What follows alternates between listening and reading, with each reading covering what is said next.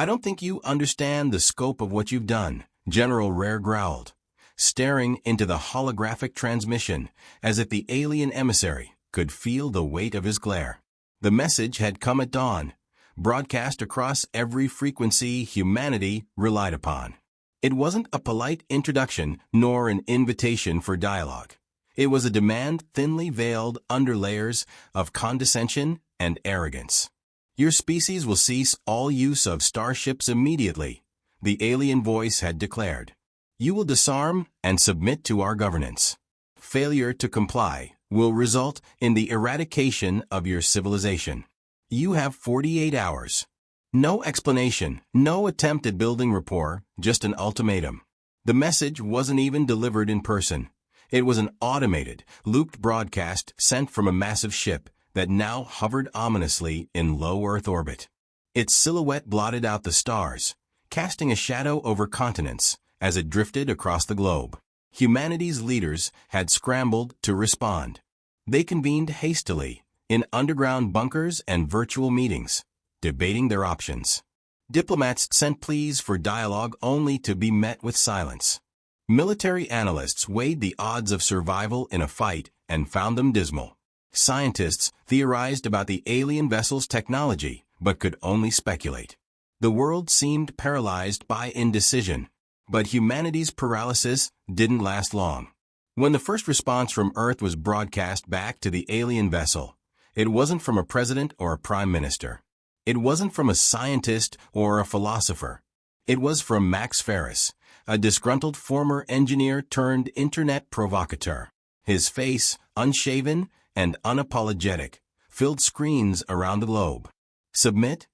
Max said with a derisive snort. You think you can just show up here, bark orders, and we'll roll over? Let me tell you something about humans. We don't take kindly to bullies. His words were crass, punctuated by gestures that would make most diplomats cringe. But his defiance resonated. Within hours, his rant went viral, rallying billions around the world. People began to share stories of humanity's resilience, its creativity, its sheer refusal to give up, ever. Protests erupted in cities, not against governments, but against the idea of surrendering to an alien force. General Rare had watched it all unfold with a mix of frustration and admiration. Now standing in the war room deep beneath the Pentagon, he addressed the council of military leaders and scientists gathered before him. Gentlemen, the aliens think they've seen all we've got. They think they can scare us into submission with a single broadcast. What they don't understand is this. When humanity's back is against the wall, that's when we're at our most dangerous. Dr. Eli Monroe, a physicist who had been dragged into this meeting on short notice, adjusted his glasses nervously. With all due respect, General, the technology on that ship is beyond anything we've ever encountered. It's not just advanced, it's incomprehensible. Their energy signatures suggest capabilities we can't even theorize about. Conventional military strategies won't work. Rare nodded, his expression calm but fierce. Which is why we won't fight conventionally. We'll fight like humans. What exactly does that mean? Monroe asked. It means we'll do what we've always done when faced with impossible odds. We adapt, we innovate, and we hit them where it hurts. The general turned to an aide, who activated a holographic display. The alien ship appeared, rotating slowly. Data streams flowed around it, displaying the limited information humanity had been able to gather in the few hours since its arrival. Their ship is massive, Rare continued, and by all accounts, it's impenetrable. We can't outgun them, and we sure as hell can't outlast them in a direct confrontation. But there's one thing we can do. He pointed to a section of the ship's underbelly, highlighted in red. That's their transmission array. It's how they've been broadcasting their message to us. If we can disable it, we might cut off their ability to coordinate. It's a small target, but it's vulnerable.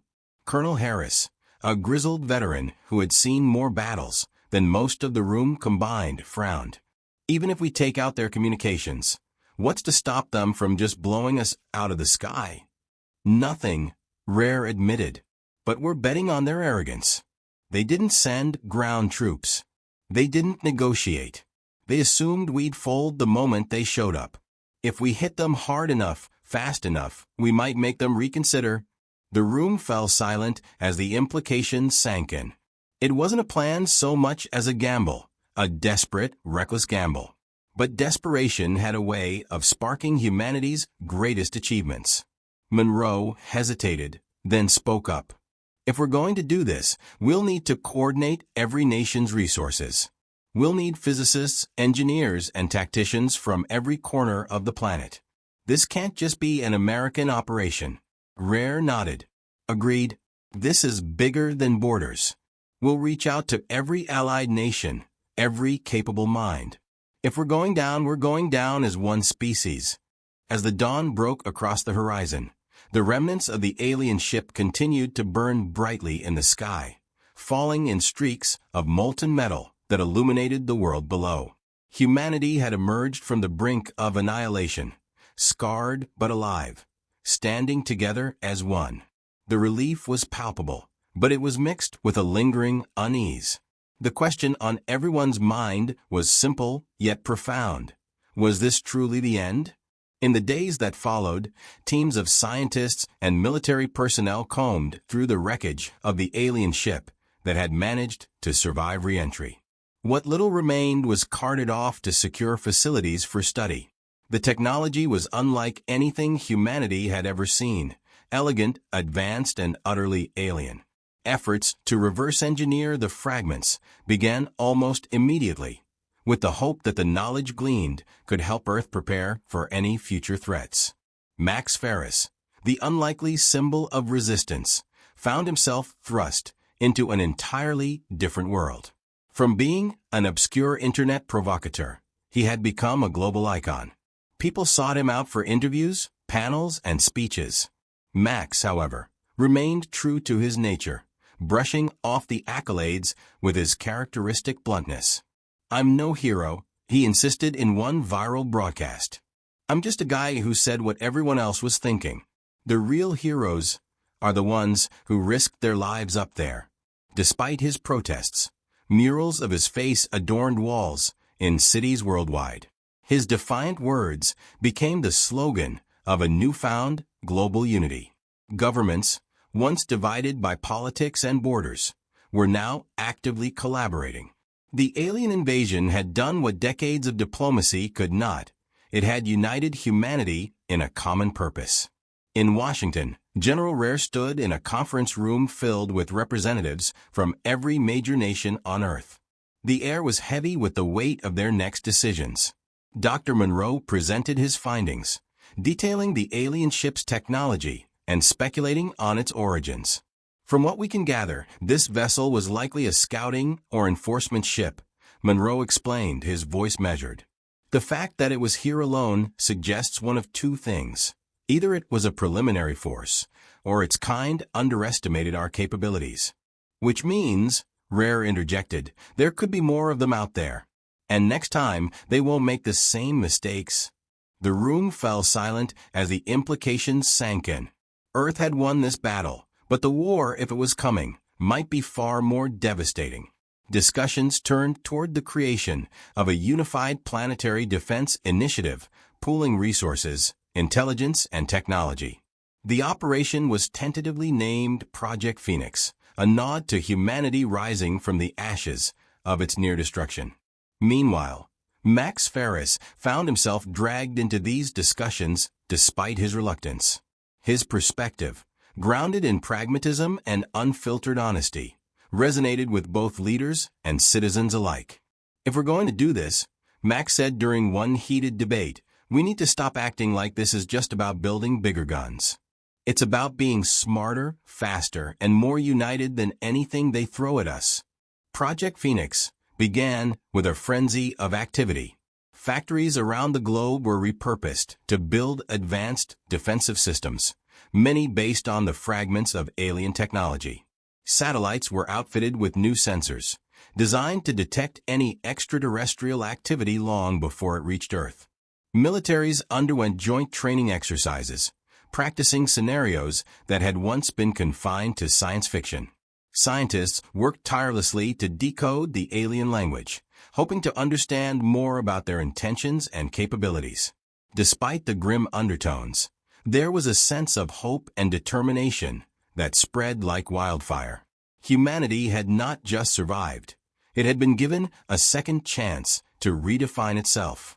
Borders became less significant as nations worked hand in hand, driven by the knowledge that their survival depended on their unity.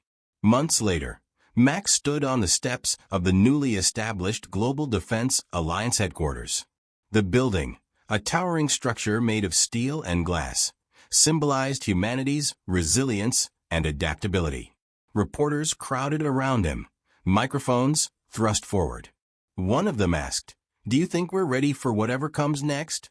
Max paused, his gaze sweeping across the crowd. "Ready? No. I don't think anyone's ever truly ready for something like this.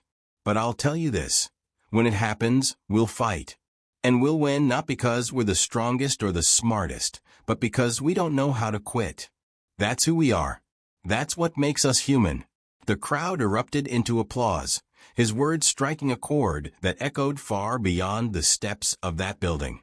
Above, the sky was clear and blue, unmarred by alien silhouettes. But everyone knew that peace was fragile, and vigilance was eternal. As the months turned to years, Earth transformed. Project Phoenix evolved into something more than just a defense initiative. It became a testament to humanity's potential. Cities were rebuilt with alien-inspired technologies. Energy crises were alleviated with newfound advancements, and space exploration took on new urgency. Humanity was no longer just defending itself. It was reaching for the stars, determined to meet the universe on its own terms. And somewhere, in the vastness of space, a signal pulsed faintly, moving through the darkness. It carried with it the story of Earth's defiance, a warning to any who might dare to underestimate the resilience of humanity. The end was not yet written, but for the first time in a long while, the future felt like something worth fighting for.